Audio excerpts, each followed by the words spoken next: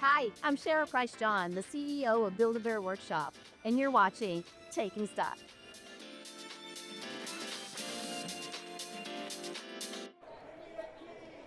2 minutes to go into the close and mark this the fourth consecutive day of a little bit of profit trading here on Wall Street, despite the fact that the major market indexes opened today's session in positive territory. Sellers clearly dominating the breadth of the tape, pretty broad-based participation to the downside. It does look as if we will finish right about at session lows currently, with about 90 seconds to go or so in today's trading action. The S&P 500 expected to finish down about 1.1%. Energy, staples, materials, those are, however, your defensive risk-off leaders in the S&P today, and we are seeing losses to the downside led by tech shares, industrials, and utilities. That and so much more sets the stage for today's show, and welcome to it. You're watching Taking Stock. I am back for action today here on Wall Street. I'm your host today, JD Durkin. We are just moments away from the ringing of the iconic closing bell here at the New York Stock Exchange. The Anti-Defamation League and J-Lens set to do the honors. Volatility and yields both up a little bit in the session today. Metals continue to track a little bit higher, with silver reclaiming $66 an ounce on the day for a fresh all-time high. Oil benchmarks in positive territory. Really, oil and energy stocks very much catching a bid on this particular trading Wednesday. ConocoPhillips, the strongest performing stock out of that particular group. ADL and J-Lens here at the NYSE, set to bring about a close to market action. Jonathan Greenblatt is on the show. We'll talk with him in just a bit, but for now, time once again for the iconic closing bell.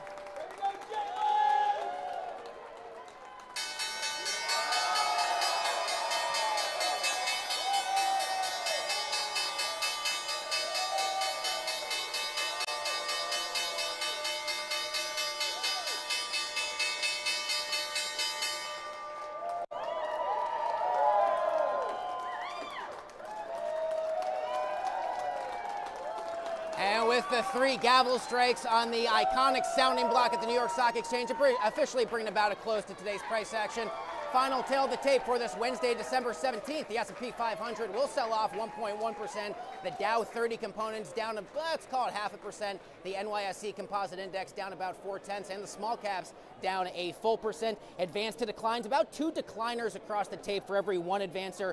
Breadth decisively negative, I should say. Sellers firmly in control. Why listen to me rattle on about it? We've got a true professional, the great Michael Reinking. He is senior market strategist at the New York Stock Exchange, wearing an orange tie, not for Bitcoin, but how about the New York Knicks, my man? Yeah, I mean, look, there's only a couple days a year that I get to wear this bright orange tie. Halloween, and for a franchise that's had a couple rough years, bringing home the NBA Cup was a perfect time to pull it out of the closet. And we're all hoping that next June, when the Knicks win it all, you can once again bust it out of the closet. Exactly. Can I get your take here? We oftentimes, when we see the broader S&P finish at session lows, sometimes that can lead to a gap down for trading tomorrow. What did you see in terms of price action flipping decisively from positive to negative today? Yeah, so I mean, once again, we continue to see some fracturing within that AI trade, right, and that really kind of led markets lower. We continue to see the technology and the AI complex, really underperforming. We've seen kind of a broadening of the rally. We did see broader weakness today, right? But as you pointed out, you saw some of the more defensive areas of the market outperforming. Now, in terms of the S&P 500, right, we did break the 50-day moving average, right, which is kind of a medium-term moving average, which a lot of kind of quantitative-based models kind of focus on. So we broke that, extended to the downside this morning, and then Friday, right, we have quad witch expiration and the quarterly index rebalances. Right, that's the last very big liquidity event of the year. Right, we saw a big closing auction, a weakness into that closing auction today in preparation for some of that. Right, so we could see a little bit, some more volatility in the next couple of days. Yeah, let me skip ahead to Friday's options expiration because it's a big deal here at the New York Stock Exchange. I don't know how many average retail investors closely track that sort of stuff from home. What do we usually see for a day like that? Yeah, absolutely. So what we'll see is increased auction sizes, right? So that's quad witch or triple witch expiration is the expiration of index options, index stock options, and index futures, right? And what we do tend to see is very big opening auctions, and then the closing auction will on these quarterly dates exceed 1 billion shares into that closing auction, right? We've seen historically large closing auctions over the last couple of years, continuing to break records, kind of year over year. Can I get your perspective on the biggest catalysts on your radar as we head into 2026? We're done with the Fed, at least for now, but a few more key pieces of economic government-based data maybe to chew through, and maybe sets the stage for a Santa rally starting around Christmas Eve or so. Yeah. So that Santa Claus rally is scheduled to start next Thursday, so a week from today. Kind of pay attention to that. The last 5 trading days of the year, and then the first 2 of the next year. But in terms of kind of catalysts, right? We have the big liquidity event on Friday. Tomorrow we have CPI. Right now, that was right on the back of the labor market data that we got yesterday. Right, that was some mixed data. Right, a little bit of something for both Doves and Hawks to chew on within that data. Right, but the idea that Fed Chair Powell kind of told you that there were going to be large distortions in a lot of this delayed data, I think de-emphasizes it a little bit, right? But we are going to get another round of data ahead of that next Fed meeting, in January. So I think that's really kind of the more important thing to focus on from a monetary policy perspective. Something I like to look at this time of year is how accurate were the price target projections from analysts on Wall Street 12 months ago with their expectations here for 2025, and also what do they see for the tail of the tape for 2026? How closely do you track those price targets? Because they get talked a lot about, and obviously you got the bulls, you got the bears, and you got everyone else kind of in the middle.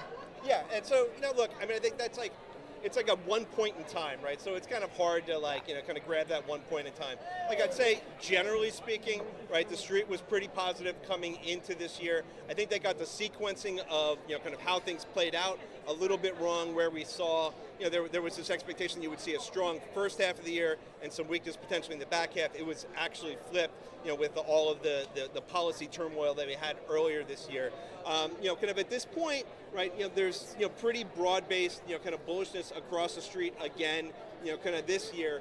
That's really kind of being driven by the fact that we have kind of supportive monetary and fiscal policy, right? And we're looking to see some expansion of of earnings, and the earnings profile, right, has really been the driver of much of what we've seen over the last couple of years. I think the one thing that kind of concerns me, there's 2 that concern me from that perspective. A, the amount of bullishness that we do see. And B, if you look at the 4-year presidential cycle, the midterm election year does tend to be the worst of that 4-year cycle. Yeah, that's really worth noticing, especially if we get a little bit closer soon enough to the really midterm election cycle. We're not really there yet in the news cycle, but once we get to January, February, we're invariably there. The great Michael Reinking, Senior Market Strategist at the NYSE New York Knicks. Super fan, my man. Thanks for being here. Thanks for having me. Josh, grab your mic. Jeff, you and I are going to head this way and go for a walk. Let's squeeze through. Hey, Judy, what's going on? All right, now we'll bring you the updated event contracts from our friends over at Polymarket, as participants on Polymarket are trying to wonder who will close the highly touted, much talked about Warner Brothers Discovery acquisition. Some news on the day that kind of shifted these odds in Netflix's favor. Excuse me, folks, I'm going to squeeze right through, pardon me. 76% chance it is in fact Netflix, 15% chance Paramount Skydance will be able to land the plane on this deal, 7% chance there will be no acquirer for the deal, at least by June 30th, 2027, 3% chance it is Comcast. Today, Warner Brothers Discovery advised their shareholders to basically reject the deal from Paramount Skydance in favor of what they call the far superior deal out of Netflix. Odds flipped on Polymarket in response. Buckle up for how that story unfolds. All right, Jeff, we'll take a look at 2 NYSE notables here to round out the segment. First up, the team from Chipotle. Very strong tail of the tape today, up almost 4%. The stock trading back up to its highest level since October's big gap down. Shares are trading back above its 50-day moving average, still down almost 40% or so from the start of the year, but the average 1-year price target on Chipotle stock sits at $43 a share. That suggests upside potential from these current levels of about another 16 or 17 or so percent. Finally, in honor of National Maple Syrup Day. Yeah, that's a thing, and it's today. Shares of J.M. Smucker having a pretty good session, up about 0.7. The stock has been very range-bound since July. 98 on the support level, about 110, 112 or so on the upper band of resistance. The company did miss earnings the last 2 quarters, and shares of J.M. Smucker are down 8% from the start of 2025. The New York Stock Exchange's, Money 2020's very own, Scarlett Sieber, now breaks down what tokenization actually means. Take a look.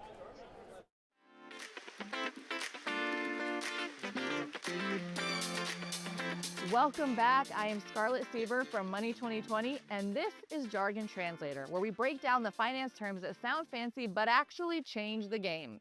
Today's word, tokenization. No, it's not about arcade tokens, although those are pretty cool and I like my arcade games. It's actually about flipping finance on its head. Imagine owning a piece of a Picasso or a skyscraper instead of the whole thing. That's tokenization. It's a process of turning real-world assets into digital tokens on the blockchain. Why is this a big deal? Because it makes expensive stuff accessible. Instead of needing $10 million for a building, you can buy a fraction for $100. It's like splitting the check at brunch, but for real estate, art, and even stocks. Tokenization also makes trading faster and more transparent. No middlemen, no paperwork, just blockchain receipts, baby. But here's the catch. Regulation hasn't fully caught up. So while the tech is fire, we know that, the legal side is still loading. So next time you hear about tokenization, remember, it's not about arcade tokens. It's about democratizing ownership. That is your jargon translated. Back over to you.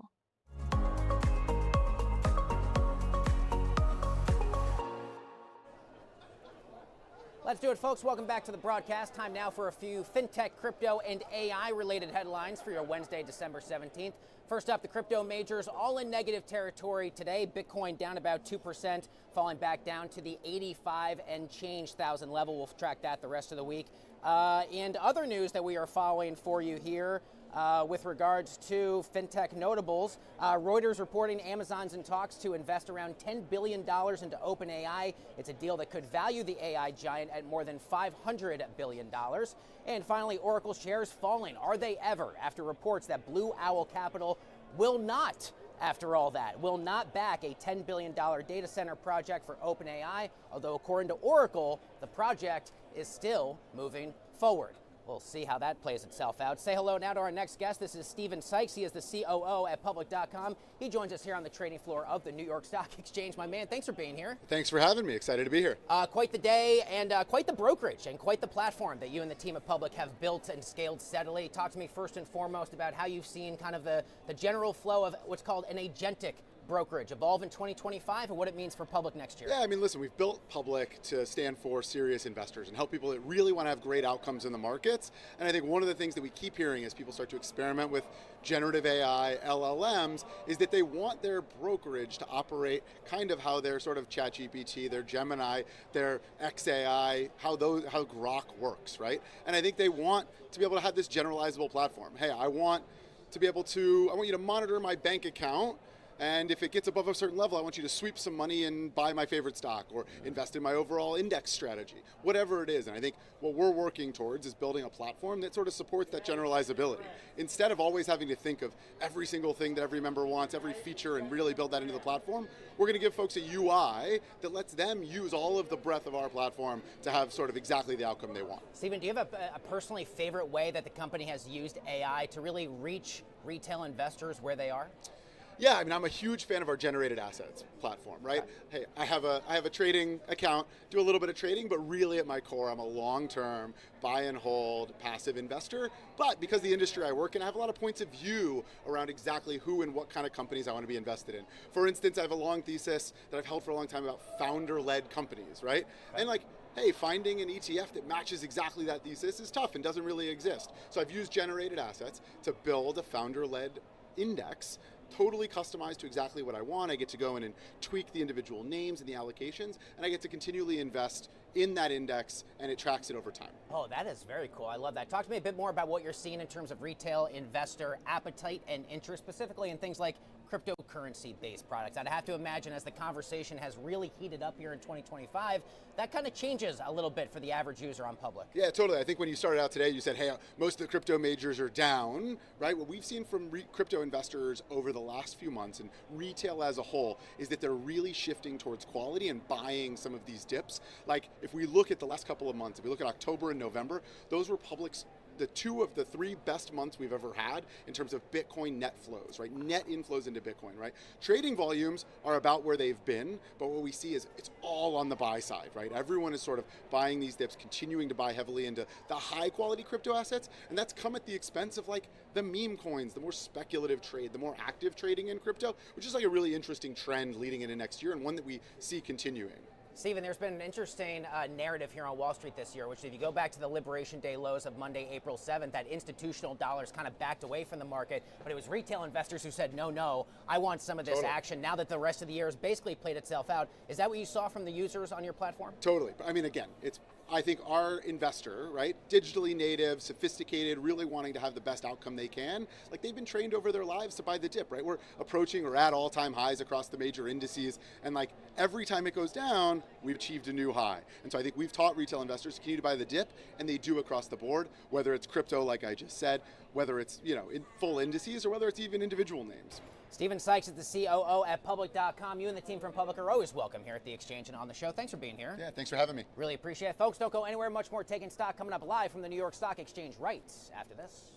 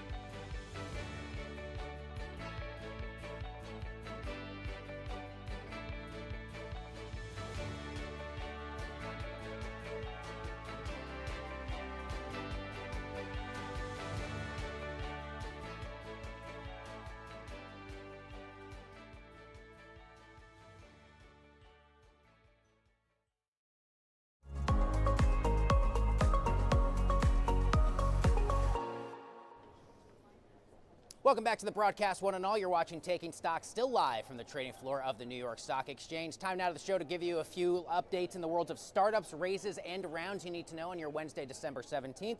First up, Reuters reporting Alphabet's driverless robo-taxi startup Waymo now in talks to raise billions of dollars at a fresh valuation of at least $100 billion. Next up, Radiant Nuclear raising more than $300 million to scale its 1 megawatt truck-delivered microreactor. This as investors pour capital into more nuclear-related startups. And finally, at this hour, Bloomberg reporting SpaceX has told employees to pause public commentary as the company enters a regulatory quiet period. Certainly a signal the company is planning to move closer to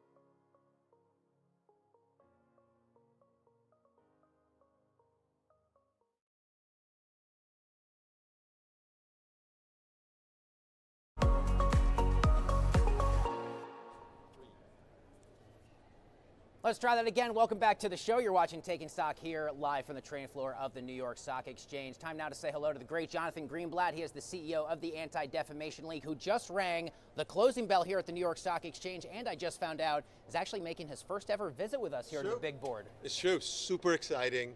Like bucket list moment. Like really, I'm absolutely thrilled to be Can I here. ask you first and foremost Sure. the experience for you and the team from ADL to be down here It's doing the bell? remarkable. It's remarkable. I mean, the idea of launching an ETF, the idea of getting into like the capital markets was like a dream a few years ago. Now to be here, ringing the bell, being on the floor, it's just terrific. Yeah, we got the ticker symbol for the new ETF. It is TOV. It's up here TOV? all over That's screens right. of the big board. What should people know about how this came together and really how you view it as a core financial investment product for the Well, look, I community? think the reality is that we got to fight hate on all fronts, online, offline, like in classrooms and in the capital markets. And we've seen the rise of this thing called the BDS movement, sort of targeting Jewish businesses, targeting businesses focused on Israel. Our goal was to push back. And how are we pushing back? Like we're buying the S&P, but we're trying to convert our investors into activists. So getting into the shareholder advocacy space. And so in the last 2 years, we've been involved in hundreds of proxy votes. We've pushed back on 7 different anti-Israel resolutions. We're showing up at shareholders meeting and we're making a difference. Talk to me about how you see this moment that we're in right now for the Jewish community, not just here in New York City, Yeah. but all around the world right It's now. a complicated as we round up moment. I mean, it's just a 2025. few days since the massacre at Bondi Beach. 15 people were killed for the simple crime of celebrating Hanukkah on a public space. You know, there was a drive-by shooting at a Jewish home outside of Los Angeles on Friday night. We had a near riot in Amsterdam on Sunday evening. I mean, something is going on. Anti-Semitism has skyrocketed. And yet, the best thing we can do is to push back, not to retreat, but to lean in, if you will. So that's what we're trying to do at ADL, fighting anti-Semitism on all fronts. What do you hear in terms of feedback from members of your community? I watch so many of your media interviews across Yeah. different outlets, and I Yeah. know how near and dear this is to you, and you're out there, Yeah. and you're making the case and fighting this fight every day. Yeah. What has this year looked like, if you don't mind me asking, in terms of people coming to you directly about their concerns? Look, it's a challenging year. So the year started off with all the encampments on the college campuses. The year started out with all the craziness around Elon Musk. The year started out with just continuous anti-Semitic acts of harassment, vandalism, and violence. But I think people feel hope. People know that the ADL is showing up for them, that we're not leaning back, we're leaning in. People know that we're protecting, advocating, and educating, and not allowing the anti-Semites to win. So this is the thing. Bigotry will rear its head unless you beat it back. So that's what we're trying to do. The Jewish community and other communities, we're all in this fight together. Coming up in just a bit outside the New York Stock Exchange, we've got the lighting of the menorah. Can Yeah, I how ask cool you a bit is that? personally what this holiday kind of means to you and members of the community, and what you want someone watching this broadcast to remember as you celebrate Hanukkah? I gotta tell you, like Hanukkah has been going on for thousands of years. It celebrates Jewish resilience. And in this moment, you know, the nights are long, but light dispels the darkness. And so Hanukkah recalls the miracle of, again, Jewish resilience. And tonight here at the New York Stock Exchange, outside on Wall Street, we're reminding people that the Jewish people aren't going anywhere. And there's this notion of Am Yisrael Chai, the Jewish people live forever. We are wrapping up 2025 in the next couple of weeks. Before I let you go, what would you say are among your top priorities for the Anti-Defamation League and the broader community that you represent for the new year? Look, so the Jewish community, we got to stay strong. We got to push back on anti-Semitism and not allow anti-Zionism or any form of hate to be normalized. At ADL, we're implementing generative AI solutions to kind of deal with the onslaught of hate. We launched the TOV ETF, we're looking at other innovative financial products to show up in the capital markets and make a difference. And we're trying to find new partnerships to build, to bring other communities together to push back on intolerance. Jonathan Greenblatt is the CEO of the Anti-Defamation League. The ticker symbol, by the way, is TOV right here at the New York Stock Exchange. All the best for the Hanukkah holiday and beyond. Thank you for joining us. Thank you so much. Appreciate you, your audience. Have a happy holidays and a great new year. You as well, Jonathan. Great to have you here on the show. Folks, don't go anywhere. Much more Taking Stock coming up live from the big board after this.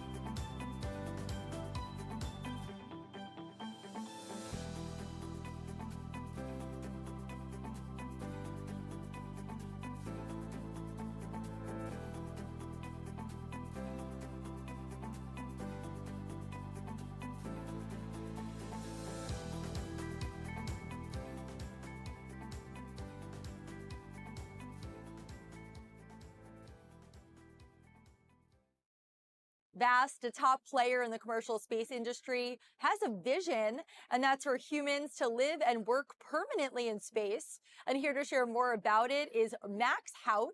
He's the CEO of Vast. Max, welcome. Thanks for having me, Ashley. Great to be here. Of course. So what is Vast? So we are a space station builder. We want to be the company that creates the world's first commercial space station, Haven 1 launching next year, and then to have the chance to succeed and build a successor to the International Space Station for NASA. So, in a quick summary, we want to be the best builder in the world, in the universe, of any human habitat in space. That includes space station and habitat on Mars and Moon. You mentioned Haven 1, Max. What is Haven 1, and what role does it play in your broader vision of humans living and working in space? So no one has ever built a commercial space station. The current space station is incredible. It had permanent humans for 25 years, and it's been safe. But what it is not is low cost. It's not sustainable. It's one of the most expensive, or the most expensive object ever built by humanity, about $150 billion for a single object. And so what we need a transition to commercial that is sustainable and lowers the cost of space stations so that they can be there, sustainable and save taxpayer money. The Vast approach that's unique is that we don't think we should have a station that replaces the ISS in the first go. We need stepping stone. So our first stepping stone is our demo satellite. You can actually see a picture from it taken a few days ago. This is our control room where our operators are managing our demonstration satellite, which is everything that the space station will have, excluding the human element, so the cabin and the life support system. So that allows us to de-risk our technologies. And then Haven 1, as you ask, is our first space station. It's a single module space station launching next year on a SpaceX rocket. And then a crew of 4 on a SpaceX Dragon spacecraft will visit it for 2 weeks or more as early of next year. And so that will be the first time there's a new space station for America in addition to the ISS. And it will be the first time any commercial company has created a space station. And how are you preparing for Haven 1? I understand that you ran a test. Can you tell us more about that? So, well, obviously the demonstration satellite was the first thing, but that's now in orbit. And at the same time, we've been designing and building the Haven 1 design and the facilities and the actual spacecraft that will go to space next year. So we just completed building the primary structure. That's the hull that basically the crew is inside in metal. And what's unique about us is we do it in-house in America in a speed of about 6 months, when some of our competitors are buying it from third party, some third party in Europe, and historically takes years. So we do it at a much lower cost, vertically integrated, and we finished it and we've acceptance tested it for Haven 1. The next step is we do the integration. So that's when our technician in the clean room are integrating all the pieces inside and outside before we can launch it from the Cape on a rocket, on a SpaceX rocket next year. All right. And that leads into my next question. You talked about what differentiates you from your competitors. Can you elaborate on that? The first thing that differentiates us is out of our competitors, we are the only one that have operated their own spacecraft in space. That's our demo satellite. So that's already a big differentiator. It's not yet a space station, but it de-risks a lot of the technologies that we need in the space station: propulsion, avionics, ground control, ground software, flight software, and so on. The other differentiator is that we are building and launching everyone next year. I think we are years ahead of our competition. We'll see in reality like how that fares out. And we are doing it in a very vertically integrated way. And so that's unique. We are not waiting to win the NASA contract to go ahead. We're ahead, and we'll be demonstrating to NASA and the world that we have the world's first commercial space station as early as next year. All right, Max Haut from Vast, thank you so much for joining us. Thank you for having me. Watching. There, we'll try that again. Welcome back to the broadcast. You're watching Taking Stock, now live outside the iconic New York Stock Exchange ahead of the NYSE's annual menorah lighting, which we'll bring you ongoing coverage of here in just a bit. First, a little bit of late breaking news here in the day we want to update you on to. Acting CFTC Chair Caroline Pham is set to join the company MoonPay. MoonPay, a financial services firm we cover here on the show a lot, and she will become MoonPay's new Chief Legal Officer and Chief Administrative Officer at the end of her current tenure. Get you quickly update on what to look for tomorrow here on Wall Street. It's actually a pretty busy one, despite the fact that we're just days away from the heart of the